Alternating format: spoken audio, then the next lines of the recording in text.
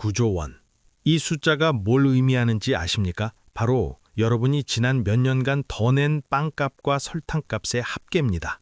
누가 가져갔을까요? 대한제분, CJ제일제당, 삼양사 들어보셨죠? 이들이 회의실에 모여서 한 말이 녹음됐습니다. 이번 달은 5% 올립시다. 좋습니다. 우리도 같이 갑니다. 이게 불과 며칠 전까지 벌어진 일입니다. 자유시장, 공정경쟁, 그딴 건 처음부터 없었습니다. 여러분이 아침에 먹은 식빵 한 봉지, 커피에 넣은 설탕 한 스푼, 그 가격은 시장이 정한 게 아닙니다. 강남 어딘가의 회의실에서 양복 입은 임원들이 이번 달 얼마 올릴까요? 라고 결정한 겁니다. 경쟁? 있긴 했습니다. 누가 더 교묘하게 국민을 속일까 경쟁했죠. 그리고 2024년 2월 검찰이 폭탄을 터뜨렸습니다. 52명 기소, 대표 임원 구속, 밀가루 6조 원, 설탕 3조 원, 도합 9조 원대 사상 최대 담합 사건이 터진 겁니다. 근데 더 충격적인 건 이들이 처음이 아니라는 겁니다. 과거에도 걸렸습니다. 그런데 왜 또 했을까요? 답은 간단합니다. 돈이 되니까요. 과징금? 그냥 사업 비용입니다. 지금 이 순간에도 여러분은 담합으로 올라간 가격을 내고 있습니다. 과연 이번엔 달라질까요? 빵 하나에 5,000원? 이거 장난해? 편의점에서 빵 가격표를 보고 깜짝 놀란 적 있으시죠? 요즘은 샌드위치 하나가 6,000원, 크로아상이 4,000원을 훌쩍 넘깁니다.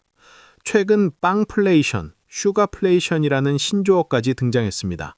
빵값과 인플레이션의 합성어죠. 실제로 최근 몇 년간 빵, 과자, 아이스크림 가격이 무섭게 치솟았습니다. 2020년에 2,000원 하던 빵이 어느새 3,500원이 됐고 1,000원짜리 과자는 1,800원이 됐습니다. 한 주부는 이렇게 말합니다. 아이들 간식으로 사던 과자가 이제 명절 선물 수준이 됐어요. 30대 직장인 김 씨는 출근길에 사 먹던 샌드위치가 점심값만큼 올랐다고 한숨을 쉽니다. 원자재 가격이 올라서 어쩔 수 없다는 게 기업들의 설명이었죠. 국제 밀 가격이 올랐다, 우크라이나 전쟁 때문이다, 물류비가 올랐다, 뭔가 그럴듯해 보이는 이유들이었습니다. 하지만 정말 그럴까요? 월급은 그대로인데 장바구니 물가만 하늘 높은 줄 모르고 오르는 이 상황, 단순히 국제 밀 가격 탓일까요? 빵집 사장님들도 고개를 갸우뚱했습니다. 원자재가 이렇게까지 오를 일이 있나 싶었던 거죠. 소비자들은 한숨만 깊어가는데 담합 기업들은 배를 불리고 있었습니다. 회의실에서는 박장대소가 터져 나왔을 겁니다. 그런데 이 모든 게 사실은 짜고 친 고스톱이었다면 믿을 수 있나요? 2023년 9월 서울중앙지검이 움직이기 시작했습니다. 목표는 명확했죠. 국민 밥상을 위협하는 자들을 반드시 잡겠다. 무려 5개월간의 끈질긴 추적이 시작됐습니다. 밀가루, 설탕, 심지어 전력 설비까지 우리 삶과 가장 밀접한 품목들을 전방위로 수사했죠. 쉬운 수사가 아니었습니다. 이들은 치밀하게 증거를 인멸했거든요. 공식 회의록에는 담합 흔적이 없었습니다. 대신 사적인 만남, 개인 휴대폰 메시지, 이메일 등을 통해 암암리에 진행됐죠. 검찰은 기업들의 회의록, 이메일, 통화 기록까지 샅샅이 뒤졌습니다. 심지어 삭제된 메시지까지 복구했습니다. 이번 달 가격 인상은 5%로 맞춰갑시다 라는 메시지들이 줄줄이 나왔죠. 심지어 담합 모임의 코드명까지 있었습니다. 전기업계 간담회, 협력사 미팅 같은 그럴듯한 이름으로 위장했지만 실상은 담합 모의였건 거죠. 그리고 지난달 검찰은 충격적인 수사 결과를 발표했습니다. 국내 시장을 독점하다시피 한 거대 기업들이 줄줄이 적발된 겁니다. 이들이 한 짓은 단순한 가격 인상이 아니었습니다. 치밀하게 계획된 조직적인 가격 담합이었죠. 마치 범죄 조직처럼 치밀하게 움직였습니다. 도대체 누가, 얼마나, 어떻게 우리 주머니를 털어간 걸까요? 그 충격적인 실체가 곧 밝혀집니다. 먼저 밀가루입니다. 대한제분, 사조동아원을 포함한 제분사 6곳이 적발됐죠. 이들이 담합한 기간은 무려 5년 9개월. 그 규모는 상상을 초월합니다. 약 6조 원입니다. 어떻게 담합이 이루어졌을까요? 이들은 정기적으로 만나 이번 달엔 얼마 올릴까를 의논했습니다. 심지어 밀가루 간담회라는 이름으로 분기마다 모임을 가졌죠. 서울 시내 고급 레스토랑에 모여 식사하면서 가격을 정했습니다. 검찰이 확보한 증거에 따르면 이들은 A사 3% 인상, B사 3.5% 인상 이런 식으로 구체적인 숫자까지 합의했습니다. 2018년 1월 5% 인상, 2019년 3월 8% 인상, 2020년 7월 10% 인상. 마치 시간표처럼 정확하게 움직였죠.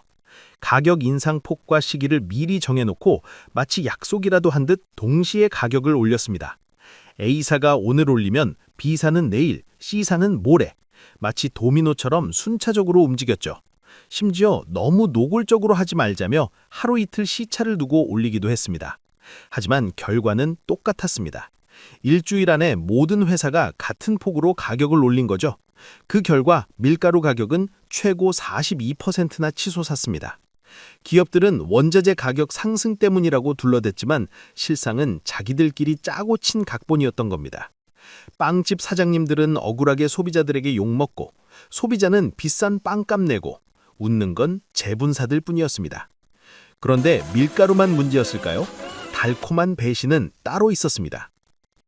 설탕은 더 가관입니다. CJ제일제당, 삼양사, 대한제당 이 세 개 회사가 국내 설탕 시장의 무려 90%를 장악하고 있습니다. 사실상 독과점 상태죠. 소비자는 이 세 개 회사 중 하나에서 만든 설탕을 살 수밖에 없는 구조입니다. 왜 이렇게 됐을까요? 설탕은 원당 수입부터 정제까지 대규모 시설이 필요한 산업입니다. 진입장벽이 높죠. 그래서 신규 업체가 들어오기 어렵습니다. 이들은 이 점을 악용했습니다. 그리고 이들이 담합한 규모는 3조 2,700억 원. 밀가루보다는 적지만 피해는 더 심각했습니다. 담합 기간 중 설탕 가격은 최고 67%나 폭등했거든요. 20kg 한 포대에 3만 원 하던 설탕이 5만 원이 넘어갔습니다. 제과점 사장님들은 울상입니다. 설탕값이 너무 올라서 케이크 가격을 올릴 수밖에 없어요. 한 제과점 사장님은 재료비가 30%나 올랐는데 케이크 값을 그만큼 올릴 수는 없다며 한숨을 쉽니다. 커피에 설탕 한 스푼 넣는 게 사치가 될 지경이었습니다. 아이스크림, 과자, 음료수, 빵, 케이크, 요구르트까지 설탕 들어가는 모든 제품이 줄줄이 값을 올렸죠.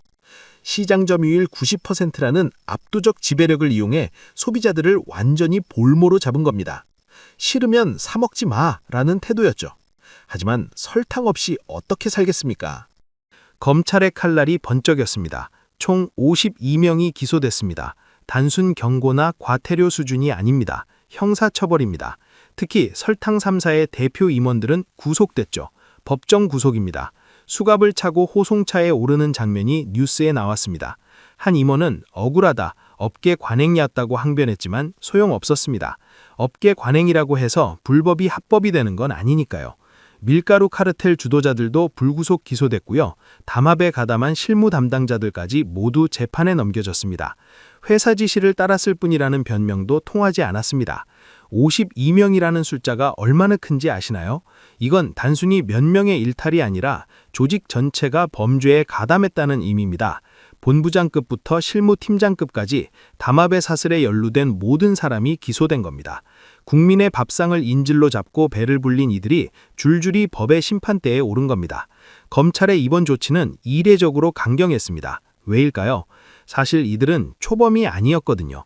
과거에도 여러 번 적발됐는데 또다시 같은 짓을 저질렀습니다. 과거에도 걸렸는데 왜 또 같은 짓을 반복한 걸까요?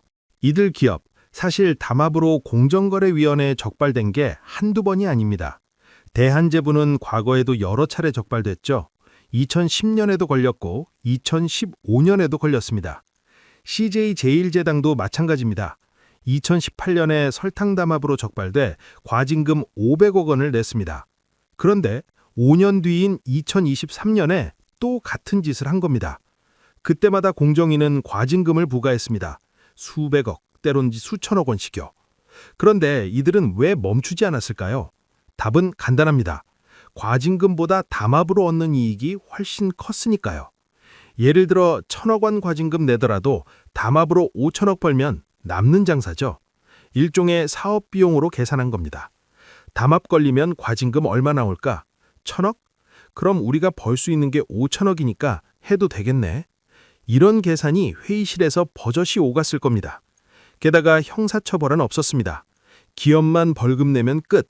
실제 담합을 주도한 임원들은 멀쩡히 회사 다니고 승진하고 성과급 받고 퇴직금 받고 나갔습니다. 담합으로 회사에 수천억 원 이익을 안겨준 유능한 임원으로 평가받았을지도 모릅니다. 이게 바로 솜방망이 처벌의 실체였습니다. 범죄를 저질러도 돈만 내면 되는 시스템. 이걸 누가 무서워하겠습니까? 그렇다면 이번엔 달라질까요? 검찰은 이번에 전략을 바꿨습니다. 돈이 아니라 사람을 잡겠다. 과징금은 공정위 몫이고 검찰은 범죄를 주도한 개인을 감옥에 보내겠다는 겁니다. 실제로 설탕 3사 대표 임원들이 구속됐죠. 이제 이들은 법정에서 실형을 받을 가능성이 큽니다. 담합죄로 구속된 대기업 임원. 이건 한국 경제사에서도 드문 일입니다. 선진국에서는 이미 오래전부터 이렇게 해왔습니다. 미국에서는 담합 주도자에게 징역 10년까지 선고합니다. 유럽연합도 마찬가지입니다. 개인에 대한 형사처벌이 확실해야 담합이 근절된다는 걸 알기 때문이죠. 담합 주도자가 감옥에 가는 걸 보면 다른 기업들도 함부로 담합을 시도하지 못하겠죠. 과징금은 어떻게든 내면 되지만 감옥은 싫다는 게 인간의 심리니까요. 하지만 정말 이것만으로 충분할까요? 검찰의 이런 강경 대응이 과연 기업들의 탐욕에 제동을 걸 수 있을까요? 전문가들은 제도 개선도 필요하다고 말합니다. 과징금 상한을 높이고 내부 고발자 보호를 강화하고 재범 시 형량을 가중하는 등의 조치가 필요하다는 거죠. 중요한 건 담합으로 올라간 가격의 피해는 고스란히 우리 국민이 떠안았다는 사실입니다. 이미 지불한 비싼 빵값, 설탕값은 돌아오지 않습니다. 이번 사건이 단순히 몇 명 처벌하고 끝나는 게 아니라 진짜 시장 질서를 바로잡는 계기가 되길 바랍니다. 담합을 하면 반드시 대가를 치른다는 걸 모든 기업이 명심해야 합니다. 여러분의 식탁은 안녕하십니까? 자유시장이라는 이름 아래 가장 부자유한 담합이 벌어졌습니다. 우리가 믿었던 시장 경제는 사실 소수 기업들의 놀이터였던 겁니다. 공정한 경쟁? 그건 교과서에나 나오는 이야기였습니다. 이번 수사가 일회성 이벤트로 끝날지 아니면 진짜 변화의 시작이 될지는 우리가 지켜봐야 할 몫입니다. 과연 이들이 실형을 받을까요? 집행유예로 풀려날까요? 그리고 이 사건 이후 빵값과 설탕값은 내려갈까요? 아니면 담합이 없어졌어도 가격은 그대로일까요? 여러분의 관심이 유일한 감시 카메라입니다. 기업들은 우리가 잊어버리길 바랍니다. 뉴스가 묻히고 사람들이 관심을 끄고 다시 예전처럼 돌아가길 원하죠. 그래서 여러분의 구독과 좋아요가 중요합니다. 이런 부조리한 현실을 더 많은 분들께 알려주세요. 그리고 댓글로 여러분의 생각을 들려주세요. 과연 이번 사건 이후 빵값과 설탕값은 내려갈까요? 여러분은 이 사건을 어떻게 생각하시나요?